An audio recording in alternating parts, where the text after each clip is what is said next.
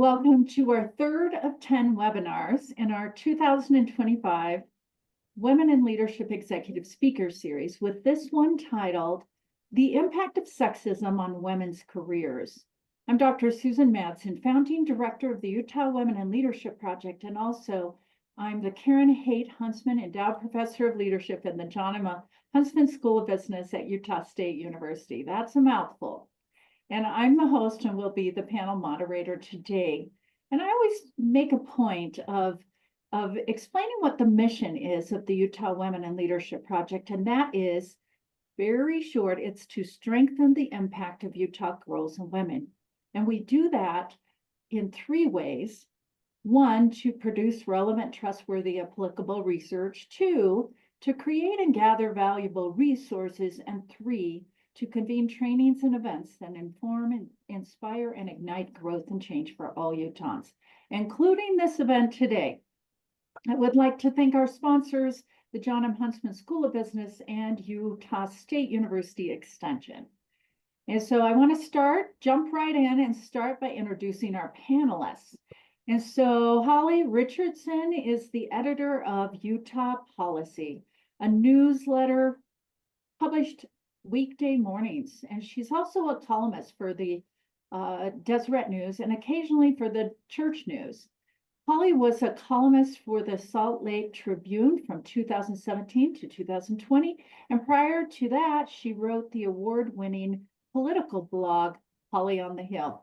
She is a former member of the House of Representatives in Utah and has worked on multiple political campaigns and served more than a decade on the board of the Utah Women Run. And that's one of the connections Holly and I've had for the last decade. And that is a nonpartisan organization focused on helping women run for political office and win. And she's also on the advisory council for the Dignity Index, an organization dedicated to reducing contempt in political speech. So this is my favorite part, Holly. After completing her undergraduate degree in communications at UVU, and she finished all of her degrees a little bit later in life. She then also completed a master's degree at SUU in professional communications, and she now holds a doctorate in political science from the University of Utah. And she's a co-lead of a Boulder Way Forward Sexism Impact Team. Holly, thanks for joining us today. It's my pleasure. Thank you for having me. And before I introduce Lisa, to give myself a little break from the introductions, let's have you jump in and just give us some background about your career and how you got to where you are right now. You mean me? Yes. So I actually spent multiple decades as a stay-at-home mom with my kids, but at the same time, I was doing other things. So that was how I was politically active and politically involved while all my kids were at home, or most of my kids were still at home. And that came about from an issue that women care about a lot of times, and that's having babies. And it had to do with midwives in the state of Utah. But that got me involved more than 25 years ago. And I served in the legislature while I still had a lot of kids at home. And I took a 30-year break from my first degree, which is an associate degree, before I went back to school to get a bachelor's degree. And so I graduated with my PhD 2.5 years ago at age 57, and I just turned 60. So it's really different. And so it's a nonlinear career path for sure. And I think a lot of women are familiar with that type of path, but it's been interesting, some of the instances even that I've seen. So I've seen a lot of sexism in the political world, and some of it even to the point of saying, well, you're not a good enough mom because you're involved in politics. You really should not be involved in the political world, but you should be home with your kids.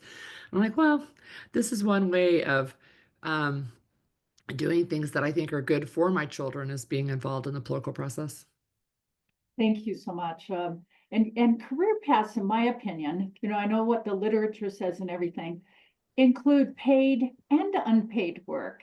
Yeah. And so I expect you had a lot of, quote, career development in your unpaid work through the years. I just think that's probably where you developed a lot of your skills and abilities. for sure. I had to manage a very large family, so got really good at time management and organization and multitasking, which some people say can't be done, but I disagree. So Yeah, lots of practice. thank you. So, so you really had, experience in education, politics, and Yeah, for-profit businesses, nonprofit, kind of a mix of things. all And of those and things. Holly, I did not think when I was going through my raising children that my part-time work was going to benefit me as much as it did. But when I decided to be a professor full-time, I had been teaching for like 15 years adjunct, Yeah, and I didn't realize that was a big part of my career path. yeah. Yeah, and I've had the chance to do international humanitarian work as well. And then that all came together when I did my PhD work. I really looked at the impact of burnout on volunteers, but parents are the ultimate volunteers, right? You can't just say, okay, I'm going to take a sabbatical from this parenting gig. So anyway, so that's part of my journey as well. And sometimes I say, parents, it's a forced volunteerism. Right? Once you make that choice to have children, then you can't go backwards. Yeah.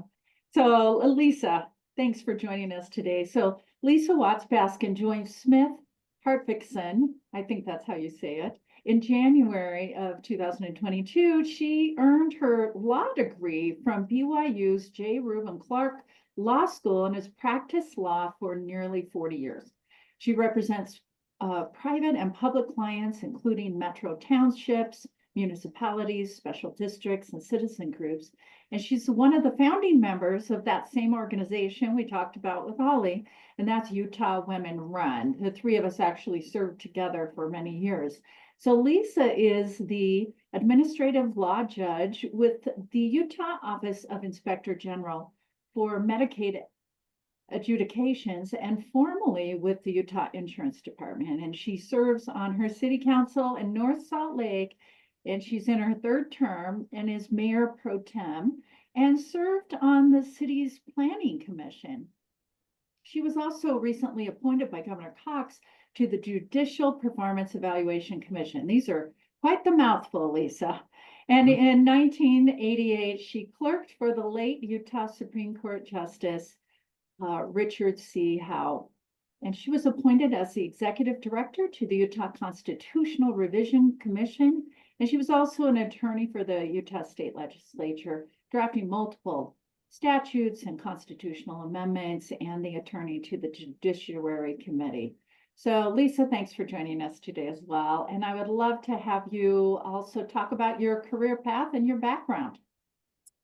Well, it's a pleasure to be here, and it's kind of humbling that there are 98 participants on this call. So I hope that what we have to say is relevant and helpful to you.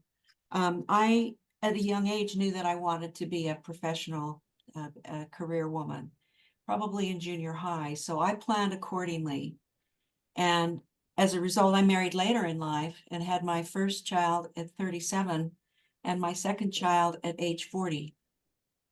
So by the time I had married, I was pretty established in my career and started out in California with a public law firm, a big California firm, and didn't like it and came back to Utah. And I must say that along the way, I was always open to opportunities and always made sure I kept the door open for the bulk of the beginning of the career. Of course, it was full time. Then when my children came, I had to become a little more unorthodox in the practice of law and a little more nimble. And so there are times where I would be part-time, times when I would be just in my own office, or I would get a phone call and say, come and join us, help us out in this way or that way. So I've been with the state government mostly. So I've been at both the judiciary, the legislative, and at the executive side of it with the administrative piece. So I've most of my career has been in the public sector. Now that I'm with Smith Hartvickson, and I'm able to use those skills in a private setting. I love it. Thank you so much. Holly, I'll go back to you as I jump into my questions now. Before we get into the topic of sexism, which I'll do in just a minute, I wanted to ask you, what has motivated you through the years to actually serve in public office? Both of you have served in public office. What has motivated you to serve in public office and to use your voice for positive change in that and in your other roles as well? Holly, I'll have you start. Yeah, I think for me, it's very similar to a lot of women who get involved in politics, is that there was an issue that needed to be addressed, right? That needed to be fixed. And that's what got me involved in the political process, was trying to change a law. It took us 5 years, 5 legislative sessions to get that law passed. And I found in the process that I really enjoyed public policy discussions. I really liked um, the ability to speak up. I think sometimes for groups that don't have as much of a voice, not just women, but several of my kids are from different ethnicities and racial groups and different countries. And so that gave me an opportunity, I think, to use my voice in a different way. I think I do that with my writing as well. And Yeah. I sometimes feel like there have been people who have come to me and have talked to me about things that they're worried about or scared about, and they don't feel like they can go public with it. And it is not scary to me to write things that people sometimes feel like they can't express themselves. And so sometimes I've done columns, newspaper columns, where it's other people, like I agree with what they're saying, but able to voice, I think, concerns for other people who are out there. Now, um, some people would uh, say, read the comments. I never read the comments. Right? I don't It's either. I don't either. No. it's like Brene Brown said, you have to earn your way into, the space where you can give me advice. And random people commenting haven't earned that right to give me advice and input. And so sometimes, I get a lot of eyeballs on conversations that may or may not be controversial, but I usually get a lot more if they're controversial. So that's been a deliberate choice for me, to speak out on things that sometimes people feel intimidated or scared to voice. Thank you. And I would love to have you answer the same question, Lisa. What has motivated you through the years to seek public office, which you've done, serve in that, but use your voice in different ways for change? And I love that Holly brought up the writing too. There's different ways our voice comes out, not just vocally, right? Right. The reason that I became involved in politics came down to a sexual assault that I heard across the street from my home in a park. Wow. And there were not lights in the park. Mm. And at the same time, people were speeding by my home in cars, and my boys were young. And I thought, something's got to change. And so that's why I ran for the city council. A lot of other issues have come up over the time: land use, planning, a lot of topics that we need to address as a city, but also other areas where speaking out has made a difference. Utah Foster Care Foundation, I had a leadership role there. Guardians ad litem, I had oversight role there. And so there are, as I say, there are opportunities that present themselves. And if you are a person who has opinions, granted, not always just strong opinions, but educated opinions, it's wonderful to be able to share them and guide the policy and enhance the dialogue. And for me, that event that happened in the park was what got me realizing that we can change our communities. And of course, the lights came up in the park, and a camera was put on in the park, and different changes were made rather quickly. But that was the impetus for me. Well, thank you for sharing that. I do want to pick up a comment from the chat that said, isn't it interesting how women, when we introduce ourselves and talk about our backgrounds, children come in Mhm. And that is not the case for most men. In fact, that's an interesting perspective. And I love that someone else had said that she finished her bachelor's at 54. So no matter how young or old we are, there is some reward, not just for ourselves, but confidence comes with that education. Mm. Holly, you had a pretty solid voice before your education, but did you feel that being Yeah. strengthened? And was it the knowledge or was it other things as well? I think for me it was both. And so in some ways, when I got a bachelor's degree in communication, I had already been doing a blog. I had already been working on political campaigns, and I felt like that degree kind of put a bow on what I already knew and made it official, I guess.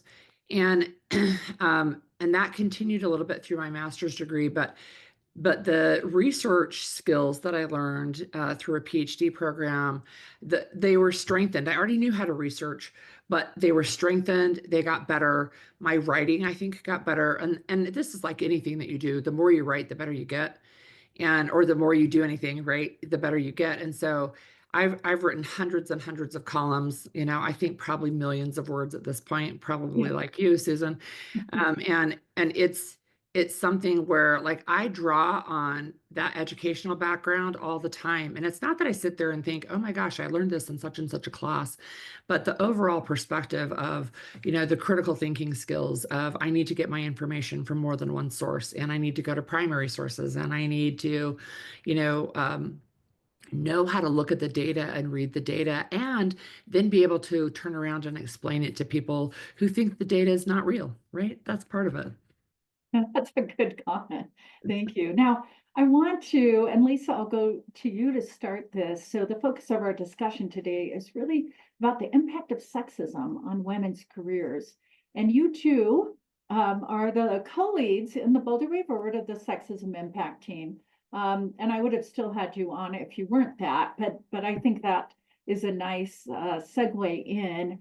And Lisa, why did you step forward to do this? And why do you think something needs to be done in terms of sexism, particularly here in the state of Utah? I mean, there's sexism everywhere, right? I mean, it's a problem, but we know we have even more because of our conservative and religious environment.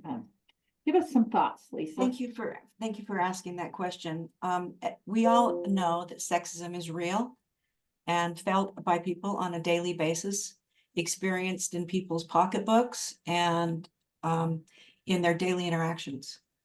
And so it's as pervasive as anything that we have. The reason it's so important in overcoming sexism in the workplace is that it impacts the livelihoods of everybody, but more in particular, the livelihoods of women, because we seem to be on the short end of the stick. And we know that from the data. We know that we have the largest gender wage pay gap anywhere in the state. We're 50th. Now maybe we're down to 39th.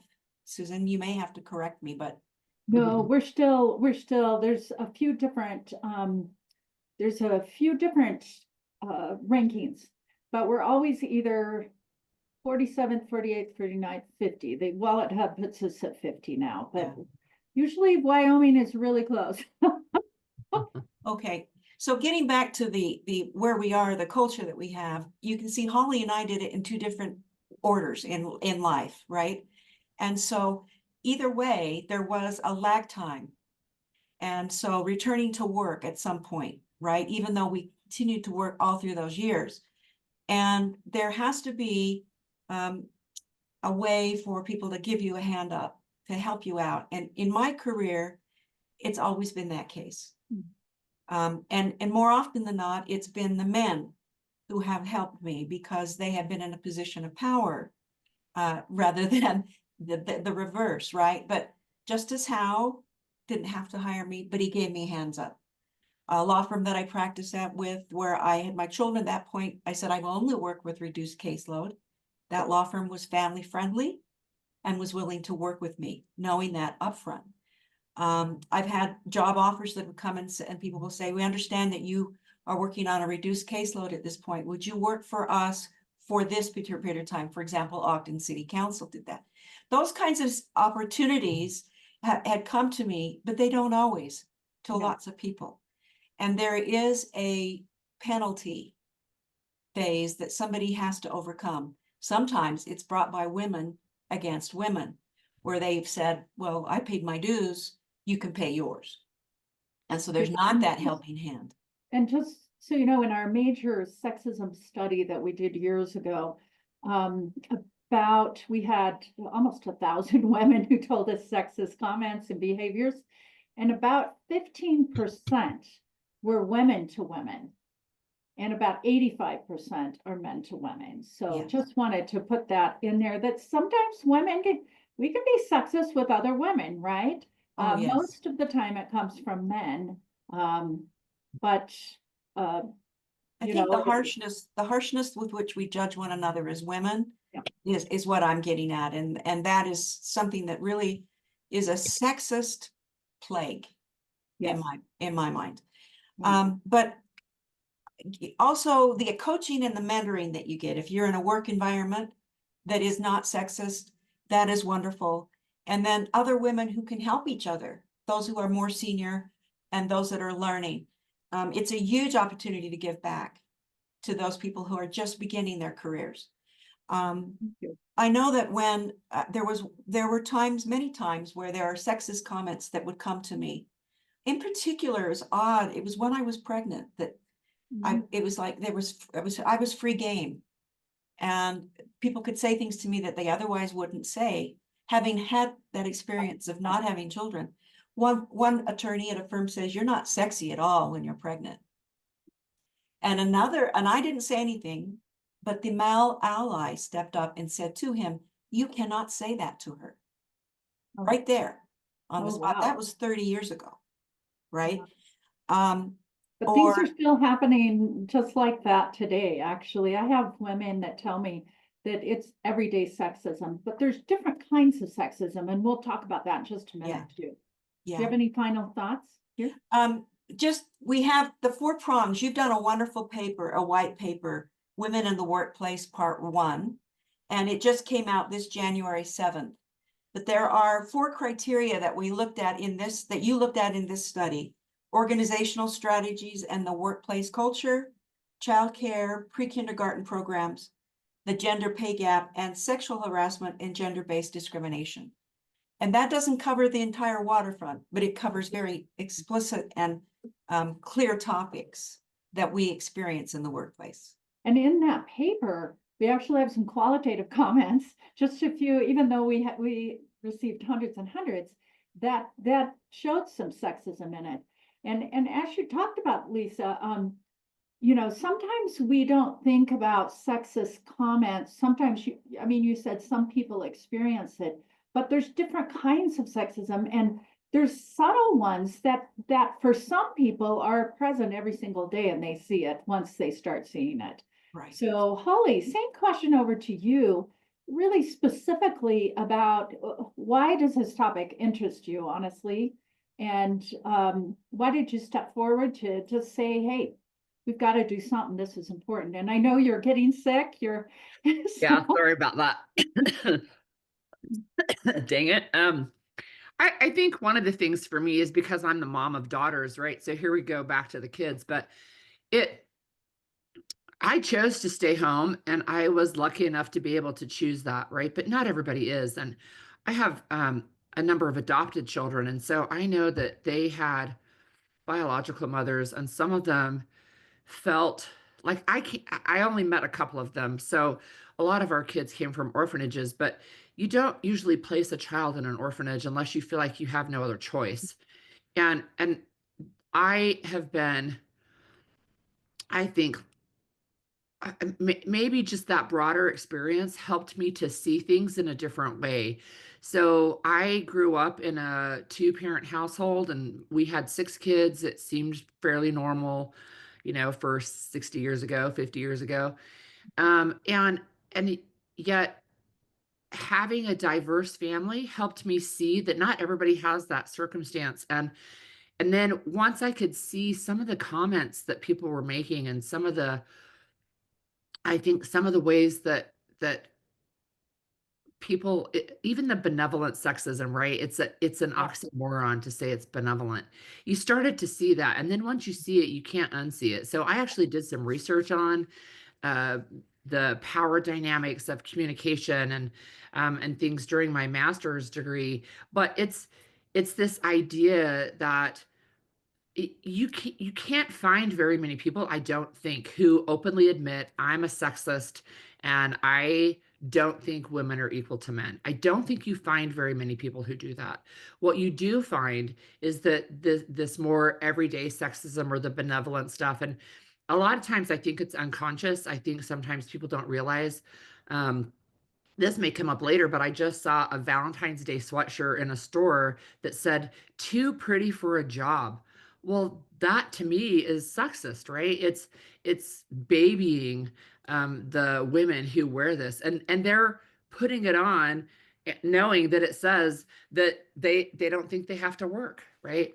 And maybe you don't have to, but that's certainly a position of privilege, right? To be able to say, well, I don't have to work for a job that pays. But being a mom, of course, is one of the hardest jobs you'll ever have. Um, But that so pretty word in there yeah, is to right. get you to that airhead kind of, I'm not very smart. I Right. don't, So I'm just gonna, be pretty, and that's the only thing I have to do in this world. And I think social media helps perpetuate that as well. Right. But so that's one of the reasons I'm super interested in this, because I think sexism just kind of permeates everything, and a lot of us either don't see it or we feel it, but and we just can't really define it sometimes, because it just kind of is everywhere. yeah, thank you. We'll move next into just a conversation. We can all jump in. But with the different kinds of sexism, and actually in the research, sexism comes across in two chunks, even though I think there's so many more. And Mhm. it's kind of a continuum from most hostile, right, over to the one side Yeah. to really benevolent, but it still is, there's degrees of that. And just as a quick explanation, if you folks listening aren't in the loop with benevolent sexism, is oftentimes it comes from a place of kindness. That's why it's called benevolent, right? It's just are things that they say or do that really is trying to be nice. And some people go to the extreme to say, well, opening doors. I don't even go into that. I open doors for people. I like it when people open doors for me. That's not what we're talking about. But doing things that really, let me just give one example I give often. And I've seen all of these examples that I'll probably mention. But a boss thinking, well, I've got this evening event and the governor's going to be there and the CEO and the board and those kinds of things, which for women would be a great place to get networking, meet people, develop relationships. But then the boss, and more often it's men, but it could be a woman, would say, wait. She's got 3 kids at home. And I know that she really wants to be with her kids. And so instead of giving her the option, or oftentimes we don't even ask her. We're thinking, I'm protecting that person. She doesn't, she wants to do, and then for some reason, the man in the office who has 3 kids, it's pretty easy for him, so I'll ask him. So that's benevolent sexism. So some people would say, well, that's nice of him to be aware of that, but on the other hand, we're making assumptions. And what does she not get? She doesn't get opportunities to network and all of those. So that's an example. And then I guess I'll give one more little one. And that was during the pandemic, a research study came out. I thought was so fascinating, and I had not even thought about this. But it was about good dads, actually.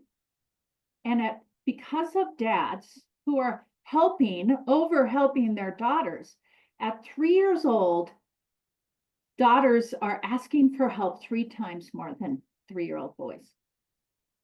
So they're like, oh, let me do this for you, protecting. But don't we need strong girls today? Don't we need So that extra help is a bit of benevolent sexism. I've taught that to a lot of men who are like, whoa, I do that all the time. And so it's not something we would yell at something for or someone for, but those are a couple of examples. Let's stay on that benevolent sexism. Holly or Lisa, do you have any thoughts? I do think in Utah, our men are taught to do this kind of sexism. Yeah, and I think sometimes outside of an employment situation, you can see it in comments like, well, and this happened during the recent discussion in Utah. It's been a couple of years now, but sending the Martha Hughes Cannon statue back to Statuary Hall. The installation actually just happened in December, but this is a multi-year process. But part of the discussion on Utah's Capitol Hill was that every woman deserves to be on a pedestal, right? Not just Martha Hughes Cannon, but every woman. Well, that is a form of benevolent sexism, right? It's a way of saying, bless your hearts, you guys should all be pedestalized because you're all, perfect and better than us, whatever. But it also is a way to say, we don't need a woman back there. We want to have a man. And we want to keep a man in that spot. So I think you can see it in a lot of different ways, and maybe Mother's Day at church, right? That can be an example of, That I is, used to really hate Mother's Day because I was not one who would have my kids stand up and say my mom was perfect, because I'm not. But anyway, that's interesting. We have an interesting comment in the chat too, of one of our participants who said that her coworker, who is a man, deserved a larger salary. The manager said the coworker deserved a bigger salary because he had a family to support. And unfortunately, I agree with Lisa, that happens more often than you would think, right? And I've heard it in context with taking a place in school, right? At law school, but other places too that are considered maybe more male dominated. And we've got to save those spots for the men who have to support their families. Well, I know from your research, Susan, that 80% plus of women in Utah at some point during their lifespan will be the breadwinner for their family. Yeah. And when we think that that's never going to happen, it gives us unrealistic expectations, both men and women, right? So you brought up the point that Jennifer made in the chat to us. Thank you, Jennifer, of that actual statement. The man needs a higher. That actually on that continuum, I was talking about, from benevolent sexism light all the way. That's in the hostile sexism. I mean, that's a blunt. That's not even benevolent, right? That's a blunt thing. We're saying a man deserves more pay than you, even if you have the same education or whatever, tenure. To me, that moves over into that hostile. and yeah, I bet that manager was thinking, I am really doing this guy a favor because I'm helping him support his family, That's true. right? I'm guessing that he doesn't see himself as a sexist, right? That he's not perpetuating sexism. This is just reality, right? He needs to support a family, and she has a husband, or I don't know if you do or not, Jennifer, right? But you said, oh yeah, you did. You said you have a husband who worked full time and 2 little kids. So that type of thing, right? It's like, well, okay, well, so she has 2 incomes, so it's okay. I have an example of benevolent sexism that happened about 35 years ago. And that was at a job where I worked, you would wait certain years to go to a special conference, like a national conference.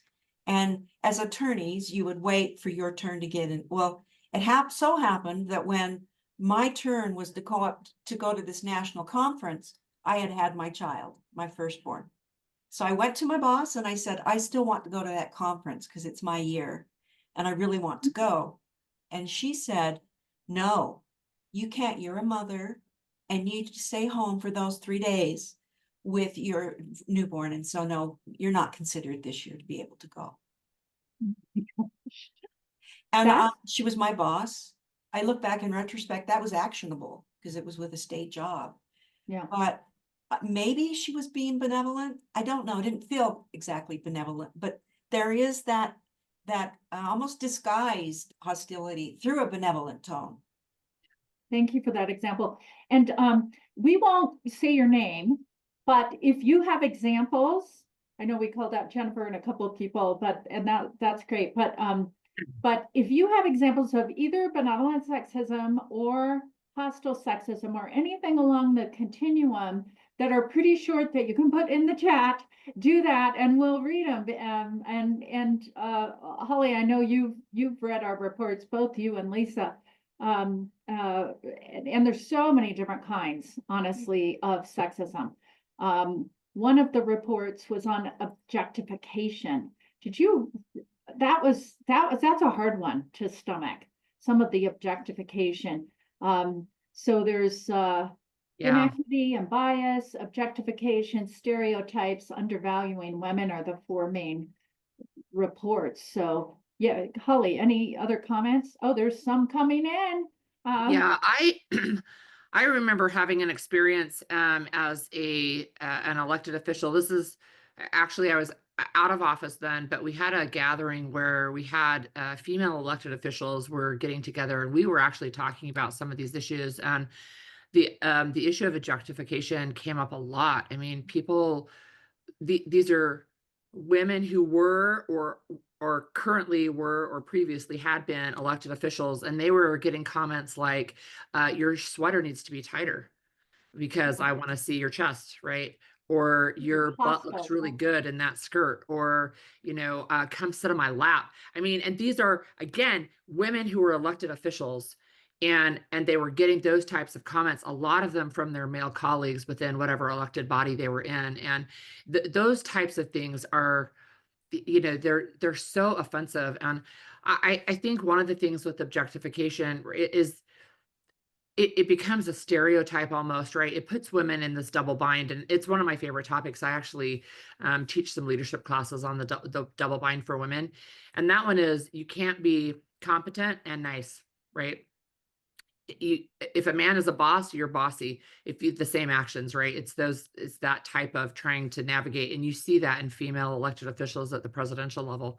I remember when Hillary Clinton was running, and they were talking about policy. These are news anchors talking about policy and discussions in a debate that had happened, and they get to Hillary and they talked about why she was wearing a pantsuit, right? They didn't talk about her policies. They talked about what she was wearing. Those types of examples happen all the time within the political sphere, for sure. Yeah, we did a whole report on even media and women in Utah and of course beyond Utah too. But that's a type of sexism that people, and we're socialized to do this. Men wear boring stuff. Their tie is like the only thing we can see. But we judge each other about what they look like.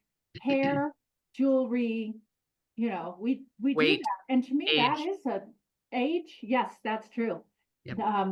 That is a definite form of sexism.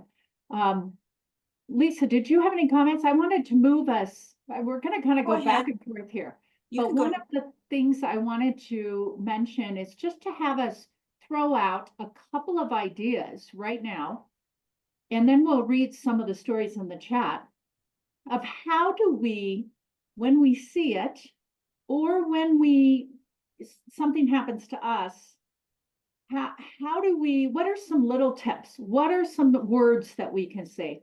I'll tell you what, when I'm talking to my husband, we'll walk or something, not during the winter as much, but I'll just outright say to him, are you going to mansplain to me right now? And he's like, yes, I am.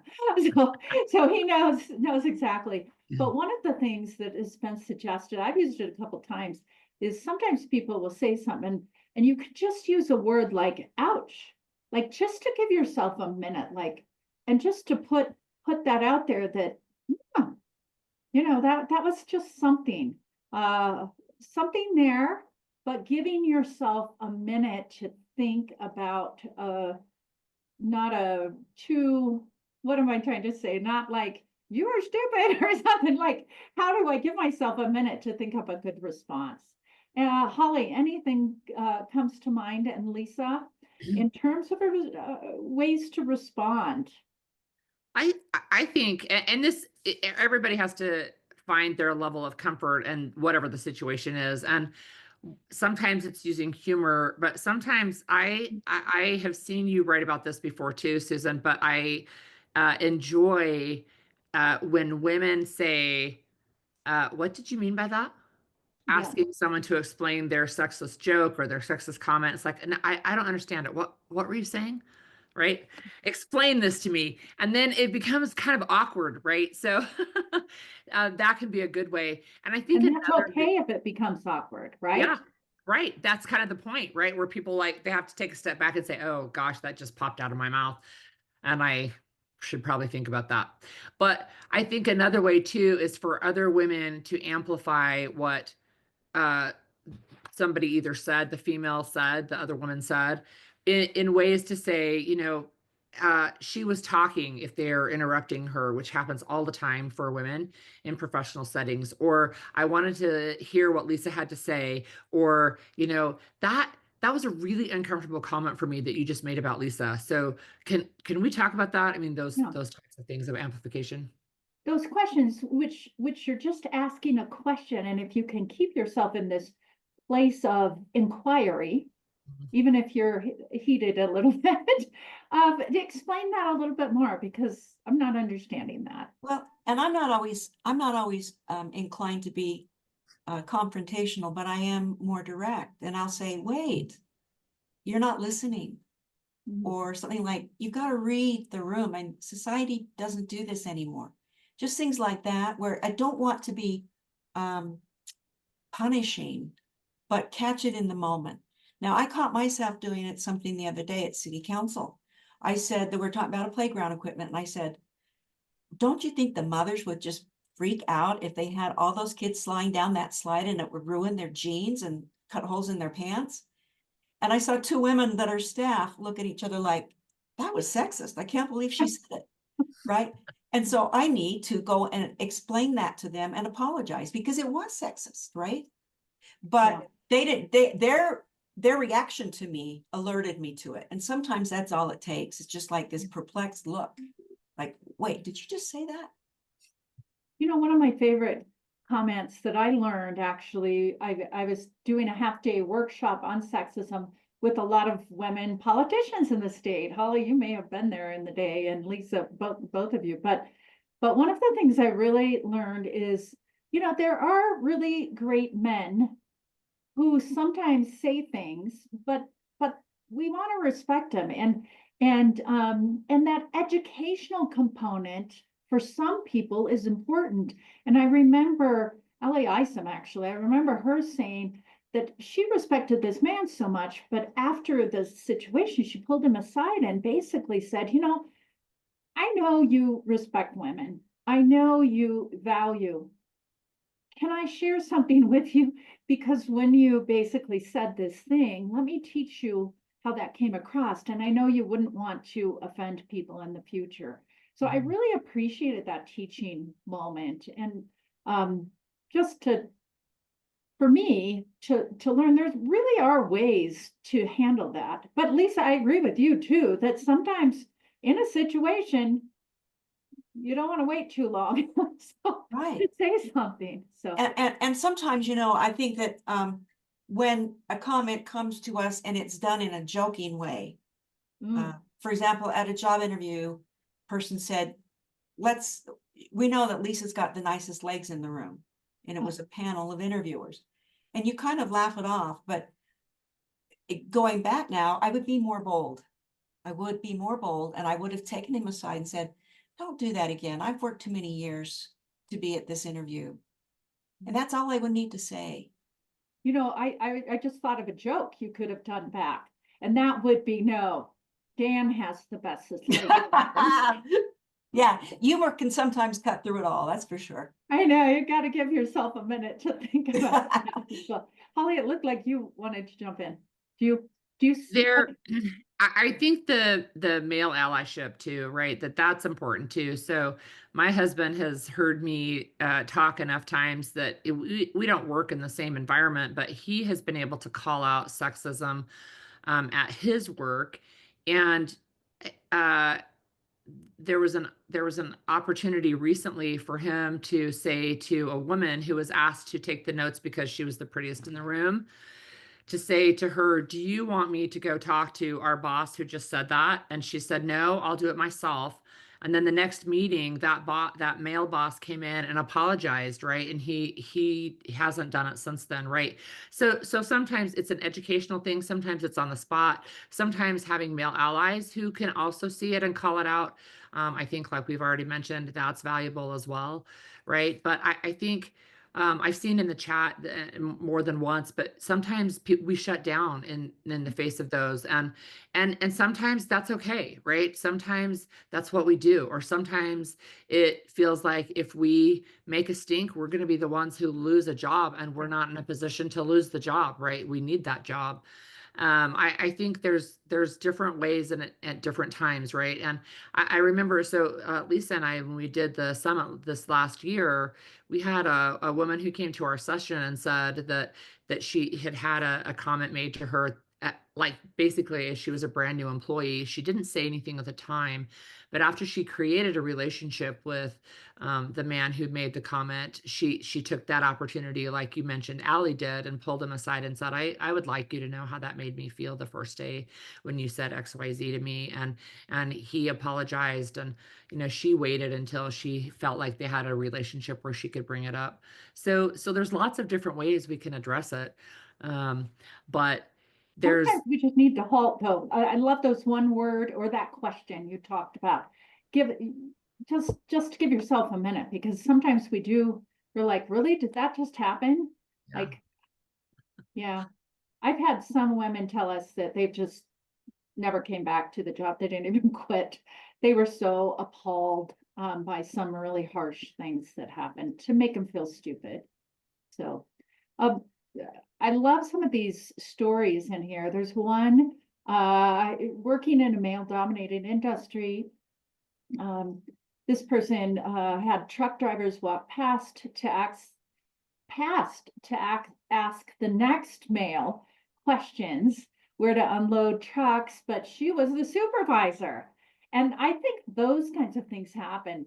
They just assume she's not the supervisor. Or I know in the medical field this happens often, and it could be, nurses are men or women, but you believe that they're the women, and doctors or whatever, and just assumptions. Sometimes we make the assumptions. I catch myself doing that sometimes, assuming that it is a man because it's and most of the time it is if it's a car shop or I'm getting my car repaired or whatever in that. Do either of you see any others we want to mention real quick? I was just going to say one other thing, and that is when you have a male ally who is courteous and helpful to you, it's always good to recognize it and say to that person, you gave me a hand up. I really appreciate it. Or thank you for being a gentleman with me on this one. I'm having difficulty understanding this problem or issue or whatever, and I appreciate it because it diffuses the combativeness and also this feeling of competition, particularly in a workplace. Yeah, I love that. Holly, I was just thinking that you had, and I watched the movie too, but I'm forgetting the name. What's the movie that you had mentioned was good for us to watch in terms of the sex? 6888. Oh, So yes. yep, so it's on Netflix, and it was I thought very powerful, true story, but a black platoon of women in the army in World War II. And so they dealt with our sexism and racism, and they were sent to fail, right? And in the business world, sometimes we talk about the glass cliff rather than the glass ceiling, because it's when you put a woman in a position of what looks like power or authority, but it's as the company is starting to go over the cliff, right? And that's like, well, I guess she's to blame because the company failed. And I think that actually brings up a point that was brought up in the chat as well, that women of color face additional barriers even beyond sexism. It's harder, right? We know the gender pay gap is wider for women of color. We know that getting hired into certain types of jobs is harder, right? So those types of things. But that movie, I mean, readily accessible. It's a good like conversation starter, and it just shows, I think, sometimes what women deal with. And I think one of the questions it raised for me was, are things better today than they were then? And I think overall the answer is yes, but I think sometimes the discrimination that we see is maybe less overt. which makes it, I don't know, sometimes harder to point out, right? When somebody says, well, why can't you just take a joke? I was just joking, right? Those types of things. It's a way to pass it off, or I'm not sexist to have a female friend, right? I mean, those types of funny things that people say. But yeah, it was a really, really great movie, and I highly recommend it. Well, thank you so much. I think we can all learn from that. That had a combination, like you said, there's sexism in there, but that combination of race Yep. and sexism is extra hard, I think. And what we know from the research is there's not as much, and there's still hostile sexism, right? There's Mhm. not as, but it's that benevolent or that little bit lighter, but it's constant for a lot of people. And for us even, we're so socialized that men should do this and women should do this, that we're sexist. So anybody that ever says, I'm not sexist, I'm not racist, it's like, actually read and study unconscious bias, because we all are in some ways. I love this comment over in there. I don't love it, but it's a good example. A professor at BYU, and actually have heard this about other institutions too, told me in an undergrad class during office hours that I didn't need to worry too much about the material in class because I was just going to be a mom. Yeah. I hear people these days that do that as well. And someone else said men who refuse to acknowledge marginalization versus men who treat women like they are completely helpless without them. Sometimes people are raised in certain ways where you see certain things, and we all need to work with ourselves, right? Wow, I just looked at the time. I did not realize our conversation. What a fun conversation. But anything over in the chat that you're seeing that you want to bring in? I have, of course, other questions. There's so many different kinds. And when we send a follow-up email, we'll put some of those reports that I've mentioned so you can have those handy. They have actual examples in there that can really be good to teach. And I've had men tell me, and women, that those were helpful to have those examples. So anything else coming up that we haven't talked about or you see over in the chat that might be a good example? Well, there's so many comments in the chat that in some ways it's disheartening. I know it is. But there is one comment about how this person called out somebody who said, who leaned over in a meeting and said, hey, have you ever heard of RBF? And she was able to look him in the eye and respond, yes, I've heard it, resting bitch face. Why did you look at me when you said that? Right. So she probably did it in a way that was kinder than I just did. But, then it like put him on edge. And she said she did that face for the rest of the day. So There was a comment here about an ecclesiastical setting where it came up in a meeting that the marriage was in trouble because the wife didn't clean the house, and how to deal with that in the setting. That's come up, I think, in a lot of with the young groups about how the modesty police with regard to young women in wards and stakes. I attended a meeting once where the speaker blamed all the girls for sexual impropriety because they didn't dress correctly. Blaming the girls instead of the boys for issues. Yes, rather than saying, why is it girls' responsibility to control boys' behavior? Of course. So after that meeting, I went to my leaders, both at the local level and at the stake level, and said that was completely off base. That was completely inappropriate. I almost wanted to get up and leave the meeting because it was so discouraging to hear. And Lisa, for those of you that are not familiar, Lisa's using some terms with the Church of Jesus Christ of Latter-day Saints, which there's a large population here. One of the, I'm thinking from our reports, though, I have to mention this, from a few years ago, there was an example of someone that was in a Latter-day Saint ward, and the bishop from the pulpit said, he was talking to the youth who he wanted to go on missions, young men, and he said, I have the most beautiful, beautiful wife. And the Lord gave me this beautiful wife because I served a mission. So for all of you young men, if you want beautiful wives, you should go and serve a mission. That is absolutely, that has many, okay, you can look at our comments here. You know what I'm thinking? Women are not trophies to be awarded. Thank you very much.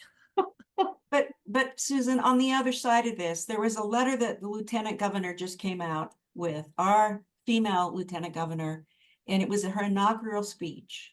And in that inaugural speech, she talked about the opportunities that were given to her by Governor Cox, and also her legacy of strong women.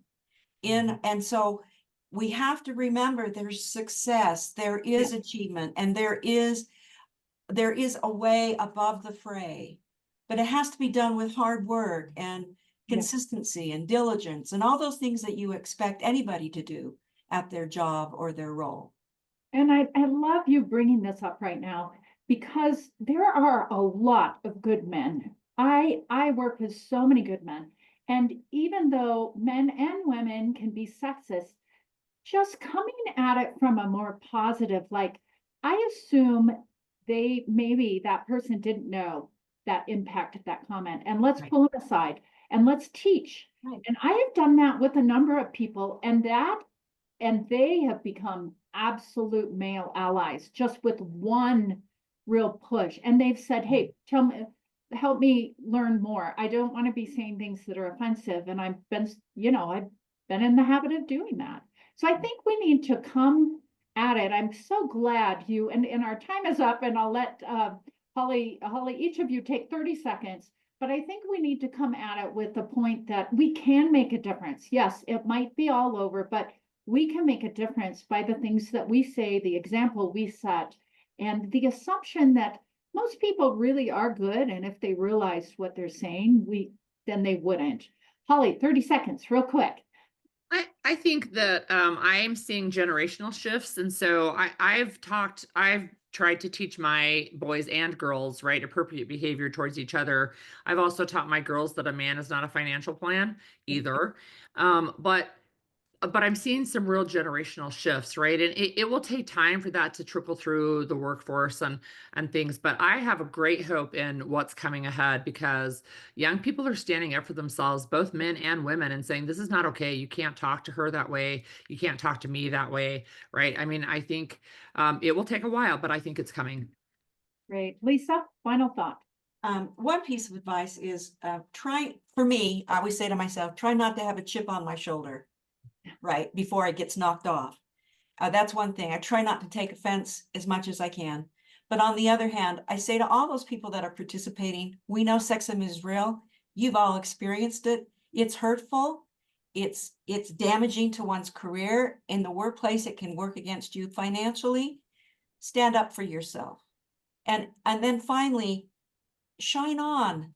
Do your very best every day being a woman in a very difficult environment still. Thank you so much to both of you.